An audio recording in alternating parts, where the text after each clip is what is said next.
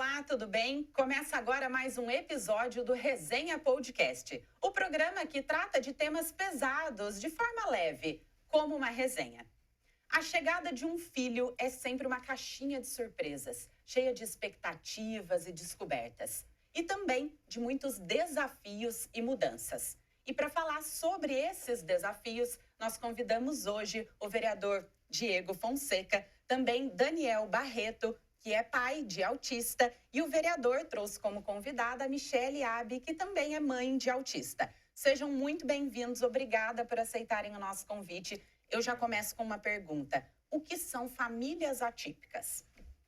Famílias atípicas, normalmente a gente se fala, nós pais de crianças autistas, a criança que é autista ou neurodivergente, como queiram se falar, é uma família atípica, é uma família fora de um contexto geral. Então, pelo menos essa concepção que eu tenho. É isso mesmo, Mi? Isso mesmo. Tá É isso, Daniel? Vem de neuroatípica. É uma família neuroatípica. É porque a gente acaba abreviando a palavra e usa só família atípica. Uhum. Mas vem dessa neuroatipicidade, né?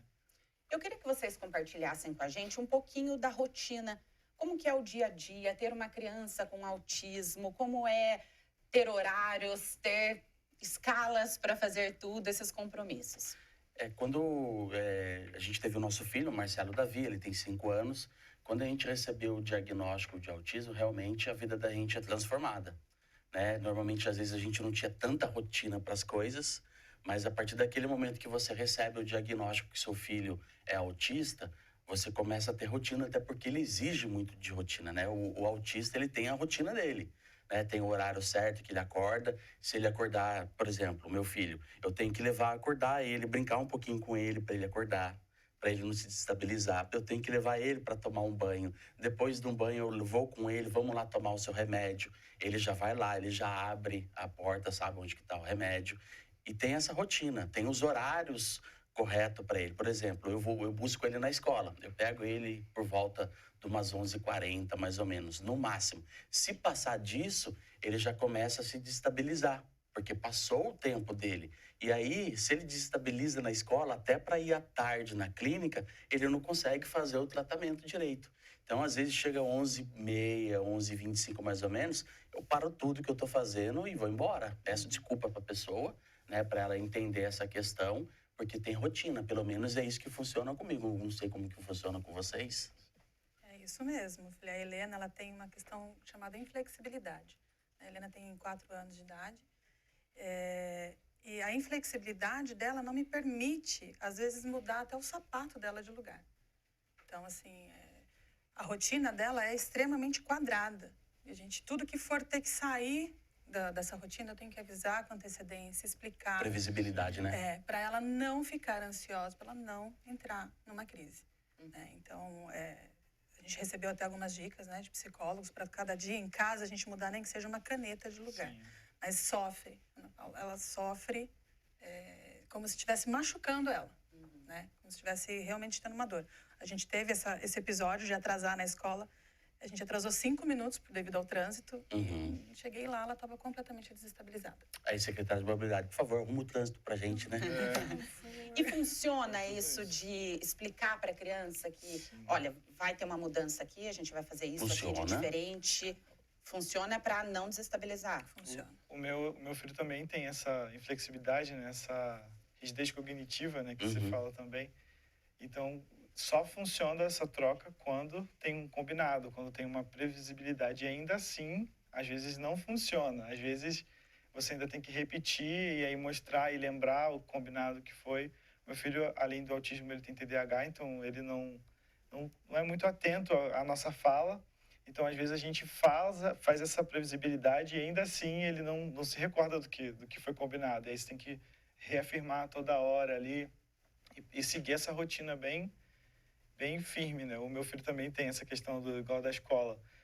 Tem dia de educação física, ele vai de tênis. Se você colocar tênis no dia que não tem educação física, não vai. Ué, hoje não tem educação física, não vai rolar o tênis. Então, a gente tem que ter isso, esse jogo de cintura ali, mas também sempre manter a rotina e poucas alterações também para a gente acostumar a criança E tem a questão do hiperfoco também, de coisas que eles gostam de fazer, né? Então, por exemplo, a Helena tá se divertindo num parquinho. Eu tenho que avisar de 5 em 5 minutos, pelo menos 20 minutos antes, que olha, mais um pouquinho e a gente vai embora. Né? Que se eu avisar, a gente vai ficar aqui 15 minutos, depois a mamãe vai chamar você e nós vamos embora. Ela tá gostando daquilo, ela tá se divertindo, então não vai rolar. Né? Eu tenho que avisar, não, mais um pouquinho. Daqui a pouco eu volto, ó, mais um pouquinho. Já vou contar até 10, aí eu consigo tirar ela numa boa. E essas crises, elas acontecem e é também uma descoberta, não é? Porque não tem manual de instrução que saiba que se descumprir determinada regra, vai entrar numa crise. Como que foi isso desde quando eles nasceram? Que eles têm mais ou menos a mesma idade aqui, né? Entre 4 e 5 anos. Como que foram essas descobertas? Saber que se eu fizer isso, vai desencadear uma crise? Eu acho que, pelo menos no meu caso, tentativa e erro. Porque você, na verdade, a crise ela é desencadeada e às vezes você não sabe o motivo. Às vezes pode ser alguma coisa que você percebe antes, mas às vezes não é. Então você tem que tentar identificar. Primeiro, acalmar a criança, porque o meu filho perde totalmente a capacidade de fala quando ele entra em crise. Então você não vai conseguir. Ele tenta falar. E aí isso aumenta a crise, porque ele não consegue se expressar. Então você tem que tentar identificar aquilo, acalmar a criança primeiro, identificar, tentar tirar aquele fator que está causando a crise ali, para ela se acalmar. Só que até você identificar, às vezes é rápido e às vezes você não sabe o que causou aquilo. Não tem um padrão, né? Não tem, pode ser sensorial, pode ser a roupa, pode ser a rotina que foi quebrada. Temperatura. Uma etiqueta de camiseta que você esqueceu de tirar. Um desenho que às vezes a criança está assistindo e ela esperava que fosse acontecer determinada coisa, não acontece, já é um motivo. Eu tenho 2 filhos, né? Eu tenho o Marcelo Davi de 5 e tenho uma Juliana de 12 anos. Então, eu percebi no Marcelo, a gente acaba fazendo comparação um com o outro, e eu percebi que ele tinha algumas atitudes diferentes. Algumas estereotipias, ele era bem agitado, ele, até os 2 aninhos, ele verbalizava bastante, né? Balbuciava bastante, andou fácil, nossa, interagia bastante. Com os 2 aninhos ele parou. E aí começou a vir essas birras, né? Essa desestabilização que sempre acontece com a criança. E aí ele não fala, o meu filho hoje é não verbal. Agora, com o uso de medicamento, que é o canabidiol, ele tá soltando aquelas palavras que ele soltava com 2 aninhos. Então, assim, para eu poder entender o que ele quer, para uma criança que está chorando e eu não sei o que é, porque não consegue se comunicar, não consegue falar, é desafiador. É uma carga emocional para os pais, assim, gigantesca. Principalmente para as mães. As mães são as que mais sofrem. Porque pai, né, tá ali, não sente tanto, mas é uma carga emocional muito forte para a família. Então, até você entender, Laura, até você compreender que às vezes tem um chorinho um pouco diferente e você já sabe o que é. Então você já vai lá, já consegue contornar aquela situação. O que me ajudou bastante, sabe o que foi? Foi a conversa com os pais. Os pais se reunindo, que a gente se reúne pelo menos uma vez por mês, né? Os nossos encontros são fantásticos. É onde eu converso com a Mi, o que você fez com a Helena quando ela estava assim? Ah, Diego, fiz isso. Ah, eu vou fazer. E olha, sempre dá certo. Pai com pai se compreende. Né? Eu peço até desculpa para os médicos, os profissionais, mas pai com pai se entende. Olha, o meu filho, estava acontecendo isso, eu comecei a fazer isso, melhorou. E aí você pega essa experiência, leva para casa, faz e dá certo. Então, assim, é incrível como a conexão com os pais é fundamental, Laura, fundamental. É a gente que sente, né? A gente que está ali diariamente, vendo, sentindo, não tem essa conexão como romper, né? E essas descobertas, elas continuam a acontecer? Como que é lá na sua casa? Ou não, já existe ali uma previsibilidade do que tira ela, né, do eixo, que coloca numa crise? O autismo, ele flutua, né? Então, assim, alguns gatilhos que eram para a Helena se desestabilizar um tempo atrás, hoje em dia não é mais. Por exemplo, ela tinha uma sensibilidade auditiva muito intensa, com pessoas falando, mas ela ama música alta, né? Então, se tem uma festa, a gente ficava morrendo de medo, nossa, ela vai entrar em crise por conta do excesso de barulho. Ela bombava dançando ali na frente da caixa de som, ficava super feliz, né? Agora, muitas pessoas falando há muito tempo, excesso de luzes, né? Muitos desenhos no local onde ela está, isso ainda é um gatilho para ela. Hoje, eu vejo que mudou. mesmo excesso de pessoas falando, já melhorou, ela consegue se controlar, ela consegue tampar os ouvidos, falar, mamãe, aqui não tá legal. E a gente consegue conduzê-la para outros lugares. Né? Então, assim, todo dia tem uma novidade. É sempre muito instável, né? Um aprendizado, também aprendizado. para a família, né?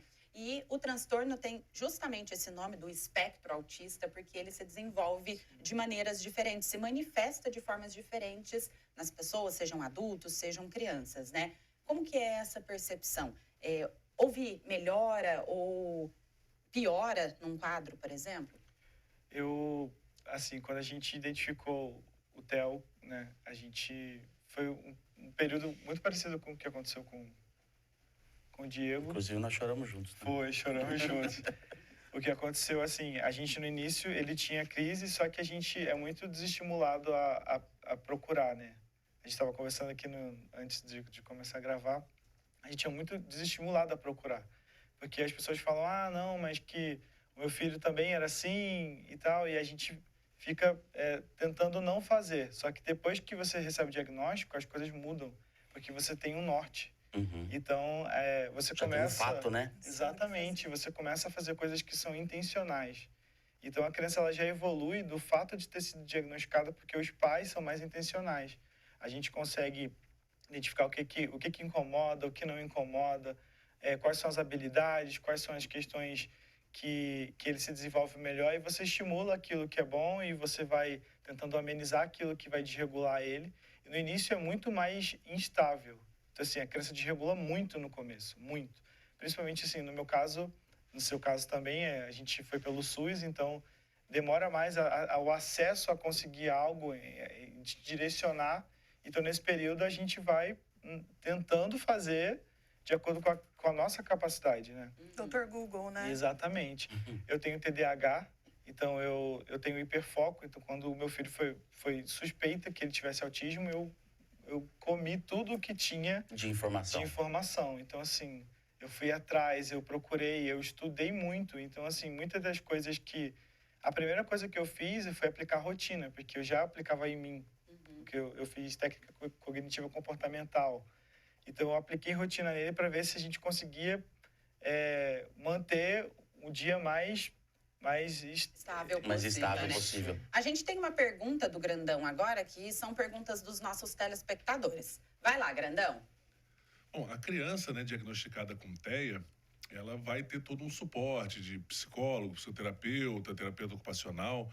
E para a família, existe já no SUS, na rede municipal, algum suporte para a família? Existe. Nada. Paulada na cabeça. Cobrança. Acusações. Inclusive, linkando capacitismo. Aí, capacitismo. Muito. Muito. Eu falei, nós, a família típica, nós somos uma família chata. Né? Justamente que a gente tem esse cuidado todo com a rotina do nosso filho. Então, às vezes, a pessoa convida a gente para um aniversário. A gente vai analisar o local e falar, não vai dar para mim. Ai, mas vocês são muito chatos, vocês são antissociais. Né? Então, justamente porque a gente não tem esse amparo, né, social, da família. As mães são dadas sempre como loucas, né? As crises são dadas sempre como birra. Então, assim, a falta de empatia do próximo impacta diretamente na gente. E a gente não tem, infelizmente, no poder público, assim, no SUS, que como foi feito na pergunta, a gente não tem. A criança, ela recebe, aqui vamos falar do Taubaté, né? Quando a gente é encaminhado, a gente vai para Madre Cecília e aí inicia lá a investigação para confirmar ou descartar, ou mudança de diagnóstico. E aí a criança começa a receber atenção. Só que os pais, a gente não tem isso. A gente leva a criança e você pode procurar. Às vezes eles falam que vão te ofertar alguma coisa. O acolhimento que é feito não superficial, né? É superficial. Normalmente ele é feito... Eu fui acolhido... Eu acho que 9 meses depois, eu e minha família, 9 meses depois do diagnóstico. Então, 9 meses depois, a gente já... Quando eles foram falando, a gente já faz isso. Porque a gente já foi atrás por meios próprios, né? Na verdade, até a concepção, eu acho, da medicina, quando você vai falar com um doutor, por mais que seja pediatra, né?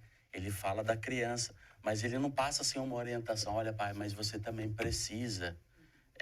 se cuidar, porque é uma carga emocional muito grande. Eu acho que falta esse preparo até da parte dos médicos. Sim. E o poder público, de fato, não se preocupa com o atendimento nos pais.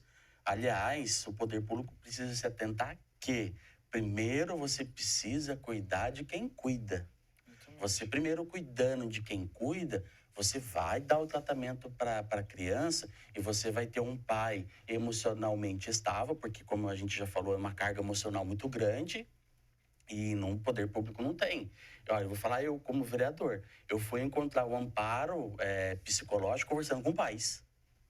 Porque quando eu recebi o diagnóstico do meu filho, tá aqui o diagnóstico. Eu olhei para aquilo e falei, nossa, tô lascado, o maior problema da minha vida. Caiu o meu mundo, minha casa caiu. E o que eu faço com isso agora? O que eu faço com isso agora? Então, minha mente ficou focada naquilo e eu não enxergava mais nada. Aí eu levei meu filho para a clínica, conheci o outro pai de uma criança autista, que tem o nome do meu filho, Marcelo, a gente chama ele de Marcelão. Falei assim, Marcelão, obrigado, viu? Você foi um anjo na minha vida. Ele falou assim, Diego, tem um grupo de pais que se encontram, que faz um café, vamos lá participar, a gente faz o café 1 mês por semana. Eu olhei para ele, agradeci e depois fiquei me perguntando, eu tô com tanto problema, tanta coisa, o que eu vou fazer num café? Ainda vou arrumar mais compromisso? Não, nem pensei no compromisso. Eu pensei assim, nossa, eu vou falar dos meus problemas, né? Lá tem tanta gente com problema também. E quando eu fui nesse encontro, eu pude ver que o meu problema era menor que de outras pessoas. E aí foi uma terapia para mim, e é uma terapia. Eu fico contando no relógio o dia que vai ter o encontro com os pais para a gente se conversar. Então, assim, é uma parte da população que se juntou numa ação civil organizada, que é uma associação, para fazer esse trabalho com os pais, porque o poder público não faz. É eu absurdo. vou dizer que essa associação, ela literalmente salvou a minha vida. Aí, ó. Né? Por questão de... Na época, quando a gente teve o diagnóstico da Helena, diferente do Diego, aí eu já olhei e falei, que bom, é isso. Então, agora vamos fazer. Arregaçar as mangas e vamos lá, vamos resolver. E a gente encontra 1 milhão de barreiras pelo SUS, justamente por esse diagnóstico que é dado. A gente tem um acolhimento lá no Madre Cecília, que é uma palestrinha que é dada por 1 semana. E eu lembro que eu ia desesperada para as palestrantes. Mas o que eu faço? Me orienta. Mas como é que eu lido com isso? Me ajuda. Calma, mãe. Vem assistir às 18 aulas aqui da palestrinha. Depois a gente vai encaminhar. Depois dessa palestra a gente fica um tempão aguardando, né? E aí a gente vai por meios próprios, buscando isso. E eu vi uma vez, navegando nas redes sociais, que o estresse de uma mãe atípica, ela é comparada a um soldado em plena guerra. E aquilo caiu como uma bomba na minha cabeça. Falei, é exatamente isso. É isso. Assim É um soldado lutando uma guerra sozinha, sem apoio. E a gente está falando da Associação Espaço Família Autista? Isso. Mesmo? E no Espaço Família Autista, que eu encontrei navegando ali na internet pelo Facebook, eu falei, não, eu preciso de ajuda. Eu vi que lá tinha suporte. Eu tive um problema de saúde muito sério, no qual eu fiquei hospitalizada. Desenvolvi a síndrome de pânico, a síndrome da ansiedade. E os médicos não sabiam o que fazer comigo, não conseguiam me direcionar, porque não havia um psicólogo ou um neurologista na rede pública. E eu busquei esse amparo na família autista. Com conversas com os pais, com psicólogas que também fazem parte da família autista. Eu tive uma terapia, eu tive um direcionamento, eu tive um colo, né, um abraço, que foi aquilo que salvou a minha vida. Eu faço parte da AMA, represento também a AMA, Associação Mundo Autístico, que também faz esse trabalho já há bastante tempo aqui, Taubaté. A gente acabou criando um grupo no WhatsApp e lá foi um meio que muitas pessoas se salvaram ali também. Casos de mães que colocavam, assumindo que cometeriam suicídio e outras mães intervindo nesses casos de pegar o filho para dar um tempo para a mãe. Então, assim, eu acho que a sociedade ela é muito mais eficaz do que o poder público em relação a anos-luz à frente. E, assim, o que a gente sente muito, a associação, a AMA, a luta que eu não conheço a que vocês fazem parte, mas, assim, a gente vê as lutas, sim. A gente vê as lutas, a gente acaba tendo que ir de frente como sociedade organizada para lutar por coisas que são básicas. A gente não briga por nada que é surreal. A gente não quer exclusividade. Não, a gente quer o mínimo. A gente briga pelo mínimo. Respeito, e assim, né? o respeito e o ser ouvido. Porque quando o médico fala, essa palavra tem muito peso. Só que não era para ser assim. Porque a gente vive 24 horas dessa criança. A gente vive 24 horas desse diagnóstico. quando você leva o seu filho para fazer terapia, acredito que vocês vivam o mesmo. A terapeuta termina a sessão com o seu filho e fala assim, olha mãe, você vai fazer isso em casa. Ou seja, ela fica 40 minutos com a sua criança e você vai ter que aplicar aquilo durante todo o dia, ou a semana, ou até a próxima consulta. Então, essa falta de apoio e de ouvir, nós que praticamente que aplicamos aquele tratamento, atrasa muito e afunda, assim, a nossa saúde mental, como família. Demais, afunda mesmo. Afunda porque a gente fica com uma responsabilidade muito maior. Eu falo, em relação, o Diego levantou isso, a questão das mães, esse peso é muito maior, porque normalmente alguém tem que sacrificar a vida profissional. Se os dois trabalham, recebem o diagnóstico, um dos dois vai ter que sacrificar a vida profissional, porque a gente não confia em deixar a criança integralmente numa escola, porque a gente sabe que o sistema de educação, mesmo com todo o avanço em relação à inclusão, ele ainda não está preparado para ficar com a sua criança. Se você que é pai, você se desestabiliza, você pensa como que você coloca uma criança que ainda está em processo de tratamento e você vai confiar que aquela criança vai ficar ali o tempo todo e vai ser tudo bem. Você não confia. Vamos aproveitar, então, que você falou de escola para falar um pouquinho sobre isso. As escolas estão preparadas para receber crianças com autismo? Elas recebem, de fato? Porque nós já tivemos algumas polêmicas, notícias, né, de escolas que recusaram matricular essas crianças. Isso aconteceu comigo. É mesmo? Aconteceu. A minha esposa, ela é professora da rede municipal e ela ligou para uma determinada escola particular falando que queria fazer a matrícula do nosso filho, né? Ele tinha o diagnóstico de autismo. A atendente, ouviu atentamente e depois disse para ela, olha, mas infelizmente a gente não tem vaga, tá cheio, né? Vamos deixar o seu nome aqui na lista, se aparecer uma oportunidade a gente vai entrar em contato. Aí minha esposa falou para mim, eu achei aquilo estranho, porque eu já tinha ouvido falar que algumas escolas já estavam recusando. O que eu fiz? Eu peguei o meu telefone, liguei para a mesma escola uma semana depois, falando que queria uma vaga para uma criança, até menti a idade, né? Falei que é uma criança normal, né? Que precisava estudar e ela falou que tinha vaga. Então, assim, realmente é uma exclusão. E as escolas municipais também têm melhorado, mas está muito longe do ideal. Está muito longe do ideal. Porque, assim, as escolas municipais até fornecem o profissional para ficar com o filho. Só que, como o autista, ele precisa conhecer a primeira pessoa, ele precisa criar aquele vínculo afetivo, isso tem uma demora. E depois que ela cria esse vínculo afetivo, para ter essa ruptura com a criança, é muito difícil, a criança se desestabiliza. E aí vira e mexe, acontece da Secretaria de Educação tirar essa profissional da criança e dizer que a criança já não precisa mais desse suporte, porque tem uma outra criança que precisa de suporte. Mas espera aí, é só tirar assim, simples, numa decisão monocrática, sem conversar com os pais, sem conversar com o médico? Isso tem inúmeros casos, não é, Mi? É verdade, eu passei por isso recentemente, né? Eu falo que é um caso isolado, mas eu tenho orgulho da escola onde a Helena estuda hoje, que é uma escola municipal. Eu tive um abraço, um carinho muito grande da diretora, das professoras delas, mas foi assim, particular, né? Da professora me chamar no WhatsApp e falar como eu ajudo. Falta esse tipo de informação, mas elas em especial vieram me questionar, né? Vieram buscar essa informação. Porém, eu participei aí de um debate lá na Câmara e eu fui elogiar essa escola, na qual minha filha tem uma aí, que ela é maravilhosa. Estava designada para ela até terminar aí o ano acadêmico dela dentro da escola. E aí eu fui notificada pela diretora que eles estavam querendo retirar essa aí. Porque a Helena já está muito boa, né? Não, ela se desenvolveu super bem, então ela não precisa mais. A gente vai pegar essa aí para ela ensinar outras escolas.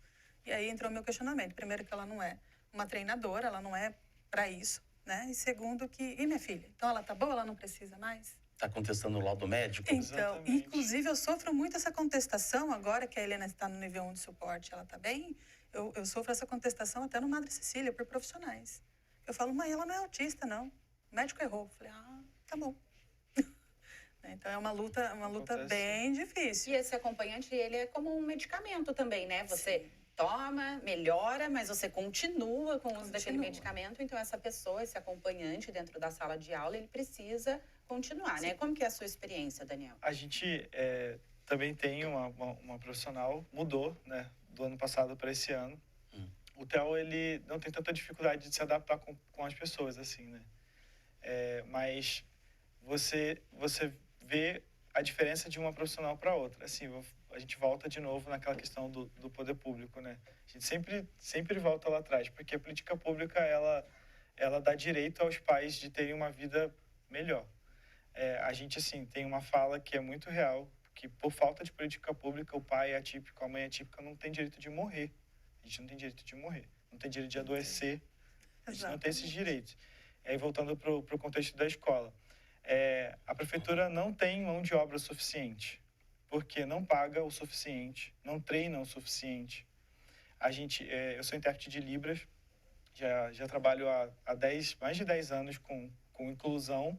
Trabalhei dentro do sistema educacional municipal, já trabalhei aqui também em Taubaté, foi um pequeno período, mas trabalhei, tenho contato.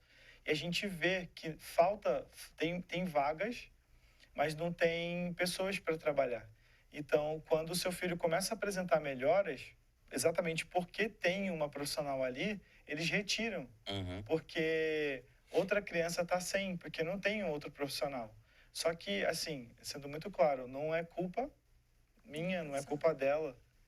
Então, assim, o nosso filho vai regredir porque vocês não teve a visão de aumentar o salário ou de melhorar a qualidade para aquele profissional ter interesse na vaga.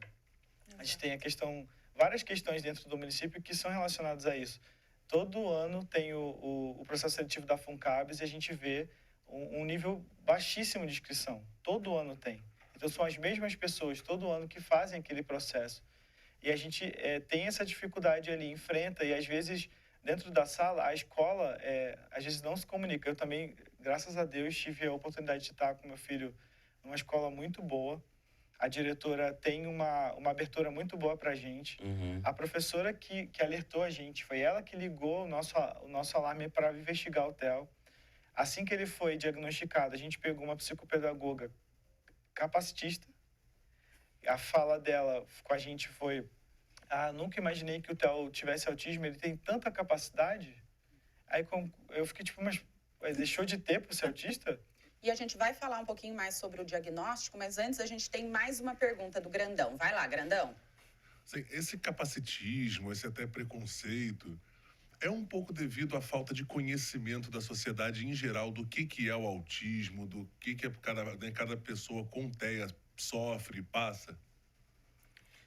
Eu acho que está ligado um pouco nessa parte, sim, por falta de conhecimento, mas tem muita gente que é preconceituosa mesmo. É de coração, né? É de coração. Não tô falando assim na maioria, alguns casos pontuais. A gente vira e mexe, às vezes você vai conversar com algumas pessoas, determinada pessoa tem um problema, às vezes, de comportamento, não é nem de comportamento, determinado comportamento de caráter. Sim. A pessoa fala, nossa, essa pessoa deve ser autista. E eu, na roda de conversa, né, eu pego na pessoa e falo, por favor, ela pode ser tudo menos autista. Né? Acho que isso daí é desvio de caráter, desvio de personalidade, porque sim, o autismo, se tem uma coisa que o autista não é uma pessoa maldosa, eles são puros, né? Eles são autênticos, mas são puros, não tem maldade alguma, eles são, assim, muito amor envolvido, sabe? Eles são pessoas bem amorosas, são pessoas amorosas. Então, tem esse tipo de fala.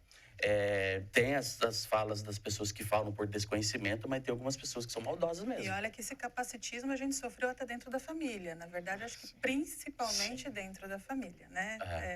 Com os familiares, né? Eles sempre questionavam, falavam que era coisa da nossa cabeça, ou que é frescura, quando crescer melhora. Não é nada que uma palmada não resolva. Então, falta assim, de limite. Falta de limite, você é muito permissivo. Porque você está mimando essa criança, você vai estragar ela. Né? Inclusive, mas nem tem cara de autista, né? Nossa, essa é a campeã. Essa eu escuto do médico, dos terapeutas.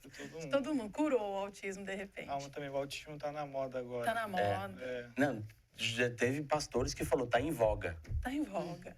Aí você vê uma melhora, né? E aí você escuta assim do familiar ou do profissional, fala, eu falei que ia melhorar quando crescesse? Eu falo, meu filho, são 18 horas de terapia, de aqui, né? A gente trabalhando para essa criança. Medicamento, terapias. Medicamento. E a sociedade tem dificuldade de lidar com isso. Em alguns momentos, as pessoas também pecam pelo excesso. Então, por exemplo, não vamos chegar perto porque a gente não sabe como lidar. Ou existem momentos em que as pessoas perguntam para vocês, que talvez possa estar enganada, mas acho que seja a melhor forma. De que forma eu devo me comportar? Eu posso chegar perto? Eu posso? Muito raramente, né? E assim, inclusive, quando a Helena teve crises em locais públicos, o que veio de primeira foi o julgamento. Né? Apontar o dedo, aquela coisa também, realmente, olha, é um monstrinho, não chega perto, né? Mães tirando as outras crianças. As crianças. A Helena falava que ela era o monstrinho do parquinho, porque antes da gente ter o diagnóstico, a gente levava ela nos parquinhos. E ela gosta, ela tem esse afeto por crianças. Então, ela corria atrás das crianças, ela queria abraçar, queria brincar. E as mães arrancavam ela. Tipo, nossa, né, essa criança não fala, essa criança tá apertando meu filho. E eu falava que ela chegava no parquinho e todo mundo corria dela. Eu falava, né, que horror. O Theo também, a mesma coisa, porque ele é muito grande para a idade. Ele é muito grande para a idade, então ele era o Hulkinho, o forte ali. Então ele chegava empurrando, derrubando. E no começo, a falta da fala, às vezes a criança tem uma atitude mais agressiva porque não consegue se comunicar. Então, ela tenta expor de alguma forma. E aí empurrava na hora de brincar porque não estava conseguindo entender a brincadeira. E aí os pais realmente tiram. Eu acredito assim, a sociedade tem dificuldade de lidar com o diferente. Não é só sobre o autismo. É com tudo que é diferente. Só que falta das pessoas um pouco de humildade. Eu não falo nem só empatia, mas de ter essa pergunta que você levantou. Como eu me porto? A gente quer falar, a gente quer explicar. A gente quer dizer, olha, ele não gosta disso, ele não gosta daquilo. Ou querer colocar um padrão relacionado a você criou o seu filho, ok, parabéns, o seu filho é ótimo, mas o meu não é o seu filho. O meu filho é diferente. Então, a pessoa entender isso, que independente de ter o autismo ou não ser autista, a criança, ela tem a sua particularidade. Ela é diferente. E, recentemente, participei de uma palestra e falou disso, que quando nós, famílias neurotípicas, a gente tem que saber quando falar e quando não falar que o nosso filho tem um diagnóstico. Porque quando a gente fala em alguns ambientes, a gente já cria uma bolha para ele. A gente já faz com que a pessoa não se aproxime ou que ela não queira interagir, ou que ela destaque ele de uma forma que vai ser negativa. Puxa na frente das outras crianças, esse coleguinha aqui, ele é diferente. E aí estimula as outras crianças a ter um tratamento com ele que não é o tratamento que a gente quer, dele ter o contato com as outras crianças e ter liberdade de agir e de ser. Porque às vezes agir diferente não é ruim para a sociedade ali, para viver em sociedade. É só uma forma diferente dele agir. Mas as pessoas têm dificuldade de aceitar. Eu tenho um relato de uma mãe de autista com laudo recente. Ele já é um adolescente, ele já tem 13 anos. No qual, quando ela levou esse laudo para a escola, né, aconteceu exatamente isso. Todo mundo, os amigos, colocou ele numa bolha. E hoje esse aluno ele não quer mais ir para a escola. Porque ele fala que ele sofre bullying. Que tudo que ele faz... porque ele é autista. Sim. Não, mas ele é autista. E aí ele parou de ir para a escola. Foi acionado o conselho tutelar para essa mãe, que é uma mãe solo, né? E quando o conselho cobrou, falou, ele tem que voltar para a escola. Ela meio que forçou, não, você precisa ir, senão vão tirar você de mim. Ao ir nessa escola, a primeira coisa que ele recebe da funcionária da escola no portão, né, que não é ao invés de dar umas boas-vindas, que bom que você veio, né, a gente estava com saudade. Não, olha, vai chover. Nossa, você veio para a aula hoje? Então hoje vai chover. Agora o filho vem. Eu falo, poxa, capacitismo dentro da escola. E o quão é importante para as outras crianças também conviverem com a diversidade, mas mais importante para que os seus filhos convivam com outras crianças também? Isso é fundamental. É importantíssimo até, assim, para a questão da socialização, né? Sim. Que eu acho que a grande preocupação que nós, pais de crianças atípicas, nós temos é o seguinte, quando eu não estiver aqui, como que ele vai ficar? Né? Quem que vai cuidar? Quem que vai dar esse suporte? Pelo menos eu penso isso. Né? Então, a gente precisa, Laura, ensinar os nossos filhos mesmo a ter essa convivência, né?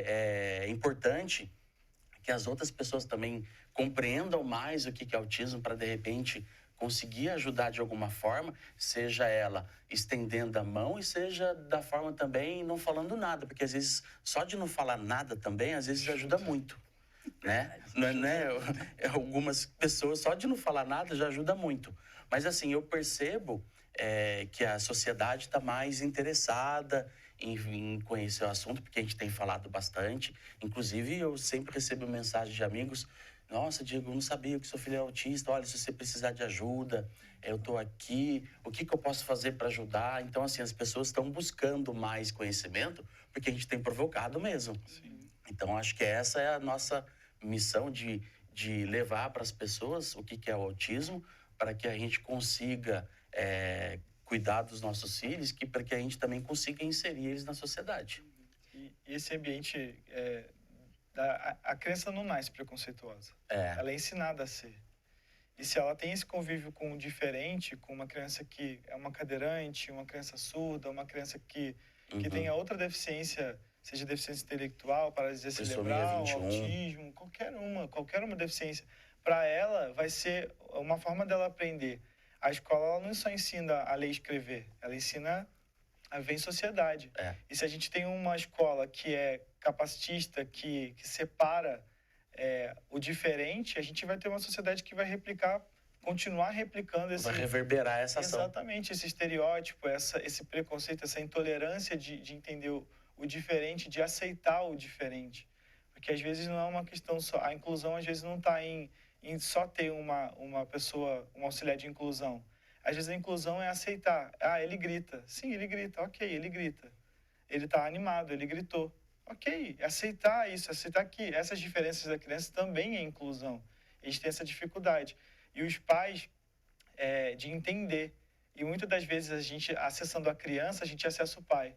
Porque às vezes a criança ensina, às vezes o pai tenta ensinar uma atitude preconceituosa e a criança responde: não, pai, ele é só assim, mas eu já vi acontecer isso. Então, assim, a gente precisa desse acesso, principalmente na escola, a gente precisa que a escola torne isso mais comum, o diferente mais comum, torne essa inclusão uma coisa natural e não algo que tenha que ser obrigado por lei de ser feito, né? Ou a gente ter que ir lá na escola brigar para o seu filho participar, para o seu filho estar ali na roda, entendeu? E eu acho que isso é muito importante, que as crianças tenham esse acesso, porque assim a gente vai conseguir mudar o futuro, né, também. E, vereador, o senhor falou da afetividade. Como que é dentro da sua casa? E gostaria que vocês compartilhassem isso com a gente também. Nossa, o Marcelo, ele veio e transformou minha vida. Mudei bastante, né? Concepções que eu tinha de propósito de vida mudou totalmente, né? Por exemplo, se você tinha planos, hoje o plano é o Marcelo, né? Tem a minha filha, né? Até me emociona um pouco. Que o vereador estava falando, né? O quanto o Marcelo é carinhoso e gosta de receber essa atenção e vem multiplicando esse comportamento que ele recebe de dentro de casa, né? Esse acolhimento nos outros lugares também. Como que é na casa de vocês, enquanto o vereador se recompõe? A Helena não tem nem o que falar, gente. É muito amor. Eu falo que se todos os seres humanos tivessem 1/3 do amor que a Helena tem do autismo, eu acho que seria melhor. Ela é muito carinhosa, ela pensa muito no próximo, nos bichinhos. Ela não pode ver um cachorrinho na rua que ela fala: mamãe, vamos levar a aguinha para ele, hoje está calor. Né? Então, ela realmente veio para mudar a nossa vida, para mudar os nossos princípios, né? Os nossos sonhos, que eu falo, a gente às vezes tinha planos, sonhos, e isso tudo mudou. Mas mudou para melhor, né? Meu marido, meus familiares, hoje, todos os nossos parentes aí também entrando na onda. Então, a Helena, eu falo que ela é um transporte de amor. Ela leva amor para onde ela for. Mesma coisa, o Theo, ele é muito carinhoso, ele é uma criança muito de contato, ele gosta de abraçar, e ele transmite muito isso para as outras pessoas. As pessoas, quando falam dele, assim, falam: o Theo é um amorzinho, porque ele está sempre querendo estar perto, e a criança, o autismo ensina a gente, é mais sobre ensinar do que, assim, a gente ensinar para eles, a gente aprende muito mais. Eu falo, minha casa, minha família aprendeu a ter um olhar mais empático, a entender que algumas reações do outro talvez não seja intencional. Às vezes são questões que estão por trás daquela ação. E isso a gente aprende a ser menos aprende crítico. exatamente a ouvir mais, a tentar entender antes de reagir. A gente aprende demais com a criança. E principalmente a amar. Eu acho que algo que nos ensina é amar. Porque às vezes, depois de uma crise, às vezes até agressiva, a criança vem, te beija e fala desculpa. E você, tipo, mano, cara, aquilo ali te dissolve ali na hora, assim. E você aprende a amar não só o seu, mas amar os outros. Eu acho que é unânime isso. Quando a gente recebe diagnóstico, o nosso amor ele é expandido para todas as outras crianças também. A gente faz parte de associações, a gente consegue transmitir, viver o que o outro está vivendo, ser muito mais empático. Eu acho que sentir a dor do próximo, né? exatamente. E vamos falar um pouquinho sobre diagnóstico. Como que foi essa primeira percepção de vocês com os filhos de vocês e como foi o acolhimento também por parte de médicos? Eles entenderam, conseguiram os encaminhamentos necessários? Como foi? Bom, a Helena, eu acho que desde umas 3 semanas de vida já tinha notado, né, uma diferença pela falta do carinho, inclusive, né? Eu falava que eu era um instrumento para alimentá-la e transportá-la. E ao desenvolvimento dela, a gente foi acompanhando através de um aplicativo, né, os desenvolvimentos motores, estava tudo dentro do esperado, porém ela começou a balbuciar e depois perdeu, né, essa habilidade de balbuciar. Ela foi esquecendo as coisas que ela já tinha aprendido. E eu sempre falando, né, a mãe louca, falando que, olha, tem alguma coisa diferente, a gente tem que ver. E eu sofri esse preconceito de todos à minha volta, né? Infelizmente até do meu marido, que falou, não, mas é coisa de criança, não tem nada, para de adoecer a Helena. E aí eu fui buscar ajuda no médico, o médico a mesma coisa. Falou, mãe, meus filhos foram falar com 5 anos, meu filho aqui, ó, mais velho andou com 4, tá tranquilo, né? Vamos esperar. Eu tive que perturbar bastante a vida aí das autoridades públicas, dos médicos, da família, para falar, gente, eu não tô doida, tem alguma coisa, ajuda minha filha. E eu ouvi do neurologista, quando ele deu o diagnóstico para a gente, ela tinha 1 ano e meio, 2 anos, e ele deu esse diagnóstico para mim, foi um alívio. Eu falei, gente, eu não tô maluca, tinha alguma coisa, vamos resolver. E ele passou isso para mim, de não importa o título que se dá, ajude as necessidades do seu filho, independente do nome. Comigo foi diferente essa percepção, a gente demorou mais a perceber. A gente achava diferente as atitudes do Theo, mas a gente nunca ligou ao autismo. E assim, eu falei, eu trabalho com inclusão há muito tempo, mas quando é dentro de casa a gente fica meio cego para não quer acreditar, não quer acreditar. O Theo, ele desde pequenininho, ele cantarolava muito. Ele sempre gostou de cantarolar, sozinho. Assim, ficava parado e cantando, e a gente achava diferente, uma criança de 1 ano fazendo esse tipo de comportamento. Ele tinha apego por coisas por pedra, pedaço de galho. Ele dormia com um pedaço de galho, com pedra que ele achava na rua. Dinossauro. E a gente achava aquilo estranho, mas a gente não percebia que era de fato autismo. O fato também, ele tem hipersensibilidade à dor, então ele caía, levantava ralado e continuava, tipo, aprendendo a andar. E aquilo assustava a gente. A minha avó falava, nossa, essa criança é diferente, porque ela cai e ela não chora. E aí, quando a gente veio para cá, eu sou carioca, e aí a gente veio aqui pro Rio, para Taubaté. E aí, na escola, uma professora alertou a gente, porque ela não conseguia verificar o desenvolvimento do Theo, porque ele nunca sentou. Em 6 meses de aula, ele nunca sentou na cadeira. E aí a gente ligou um alerta e foi atrás. E aí, nesse período que a gente marcou o pediatra, que estava demorando muito para a gente conseguir o pediatra também. Como sempre, né? Como sempre. E aí a gente marcou o pediatra. E eu já tinha ido nessa pediatra com ele, não tinha gostado do atendimento dela. Mas a gente falou, precisa passar por ela, e era o palmo mais próximo. E antes disso, o Theo teve uma crise de choro. E a gente, naquilo ali de tentar conter, a gente ficou nervoso e deu um tapa. E a gente deu um tapa nele e ele não reagiu. Aí, na hora, a gente... Não é o que a gente pensou que era. É mais grave. A gente voltou para casa e ele chorou por 1 hora e meia. E, assim, foi uma crise fortíssima. A gente foi até o pediatra, a gente conversou com a pediatra, assim, você meio que tem que impor, assim, eu quero que você encaminhe o meu filho. E aí ela encaminhou, e aí a gente foi pro neuro. Demoramos, na época o Diego me ajudou, né, com essa questão do neuro. E a gente demorou 2 meses, a gente conseguiu esse agendamento, aí nós fomos até o neuro. E quando chegou lá, foi quando a nossa ficha caiu, assim, porque quando o Theo entrou, eu não sei se ele estereotipou tudo ou se a gente, nesse dia, enxergou tudo. E o neuro falou assim, ele já trata? Aí a gente, trata o quê? Então, seu filho é autista. Aí a gente, tipo, como assim? E aí ali foi quando a ficha caiu, entramos em período de luto ali. E depois daquilo, demorou 1 ano pra gente conseguir As terapias. A triagem. A triagem? A triagem. Na verdade, as terapias a gente... É pior do que eu imaginava. A gente não conseguiu, porque o vereador foi uma das pessoas que colocou uma emenda para conseguir aumentar o atendimento lá no Madre Cecília. E eles usaram a emenda para colocar musicoterapia e eu acho que arteoterapia, alguma coisa do tipo. Uhum. E a vaga que saiu para ele foi de musicoterapia, sendo que atraso de fala, dificuldade social e não tinha nem lugar, não tinha nem sala para ele fazer musicoterapia.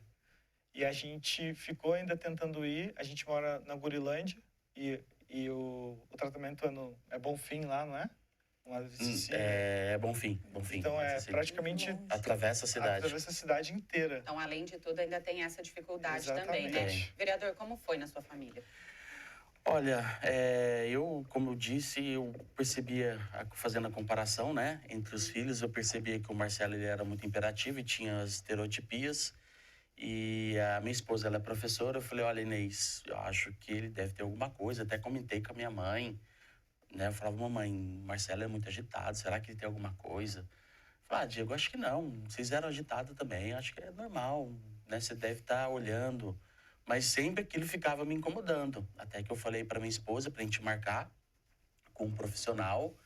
Aí a gente marcou com um profissional, a médica, ela não gostou muito, a médica bem profissional, mas assim, o jeito dela falar, né, bem pontual, bem direta, não ficou muito com conversa. Minha esposa não gostou muito e deu um encaminhamento para a gente ir para os profissionais.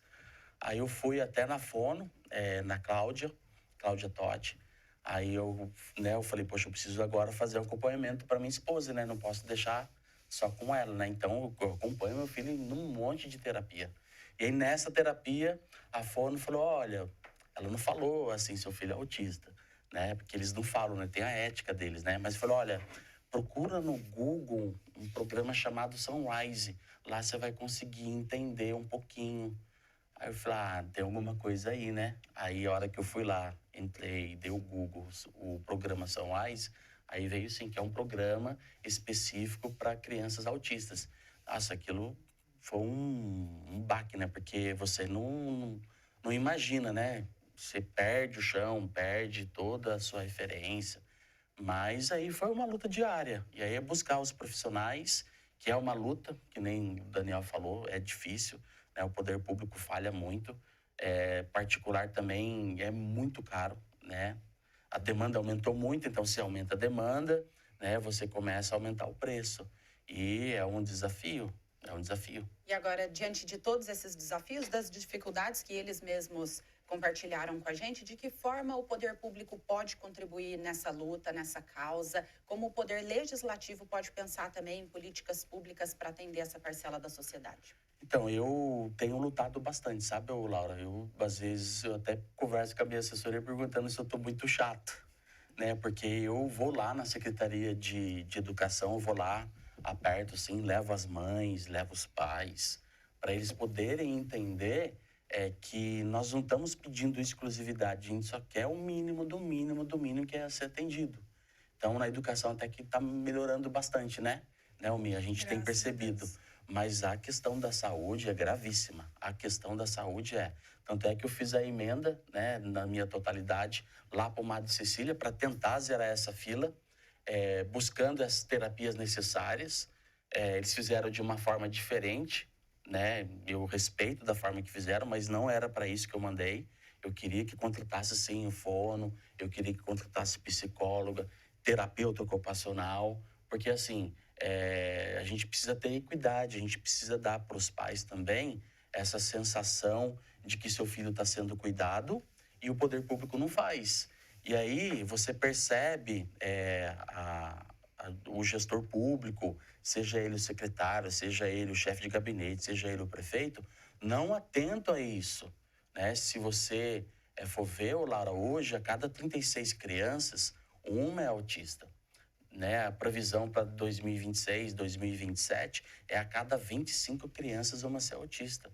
Ou seja, se não se atentar agora, esse gestor que está aqui e os próximos de se colocar no plano de governo, políticas públicas para fazer atendimento, né, da diversidade, seja de criança atípica, seja de criança que tenha trissomia 21, que tenha deficiência intelectual, não vai andar, vai colapsar. Porque se você não resolve o problema aqui no começo, né, que precisa ser resolvido, isso vai se perdurar ao longo. E então a gente não sabe onde que isso vai parar. Então o poder público, ele tem que sim ficar atento e ter políticas públicas para isso. É o que eu cobro todos os dias. Até porque o planejamento precisa ser feito, né, antes. Exatamente por isso ele recebe esse nome. A gente está caminhando para o final aqui do nosso programa, mas antes de encerrar, não posso deixar de perguntar para vocês de que maneira a gente pode ampliar essa discussão na sociedade e fazer com que as pessoas realmente se envolvam na causa e entendam essa luta que a gente trava hoje. Acredito que palestras informativas ajudaria bastante, né? Eu acho que todo o trabalho que já tem sido feito, inclusive pelas associações, né, da conscientização, a gente teve aí em abril bastante eventos, né, de conscientização do autismo, mas eu acho que não deveria parar só ali. Eu acho que é uma coisa que tem que se estender, que tem que dar continuidade. Treinamento para as escolas, capacitação, capacitação para os profissionais de atendimento. Eu falei, a gente tem uma sobrecarga lá no Madre Cecília com os profissionais que estão presentes, né? Eles têm muitas ausências por atestados, porque estão sobrecarregados, então tem que ampliar, sim, esse atendimento. Eu acho que informação nunca é demais, né? Para você, Daniel?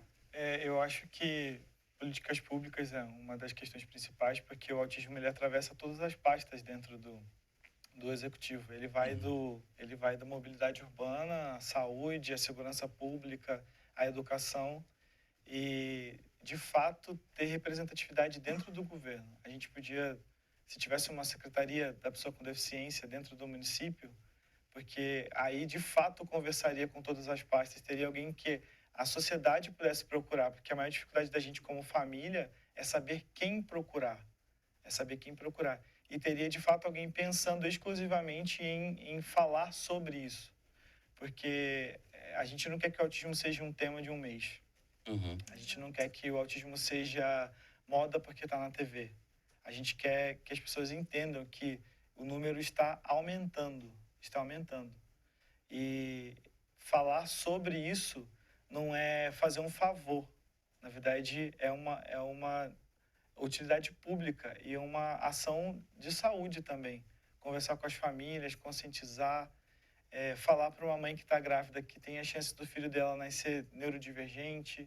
Isso também faz parte de um preparo e de uma consciência para a pessoa também. Eu acho que, de fato, é isso. Não só ser uma fala, um tema, uma bandeira, mas, de fato, ser uma luta que a gente vê acontecendo.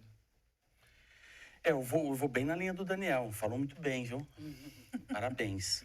Realmente precisa de políticas públicas permanentes. Eu acho que os candidatos que vão vir aí agora, eu principalmente, tenho falado para as pessoas cobrarem os próximos gestores de se incluir no plano de governo e depois executar. Realmente, Secretaria, né, de Inclusão, Secretaria de Deficiente, mas, acima de tudo, que seja uma pessoa que passe por isso. Porque, às vezes, é muito fácil, né, ir lá falar, eu conheço do assunto. A gente escuta de tantos profissionais, né? Tem que sentir na pele. Tem que sentir na pele. Então, assim, se os próximos gestores não se preocuparem de fato com isso, Laura, não vai andar. Então, colocar mesmo, de fato, políticas públicas, pessoas que tenham conhecimento, que vivam isso, porque é sentindo na pele que você também consegue sentir o que o outro está sentindo, né? É servir. Então, acho que passa muito por isso. Bom, quero agradecer, então, mais uma vez pela vinda de vocês e a gente se encontra numa próxima oportunidade. Obrigada. Obrigado. Obrigada, vereador. Esse foi mais um episódio do Resenha Podcast. A gente se encontra ao longo da programação. Até mais!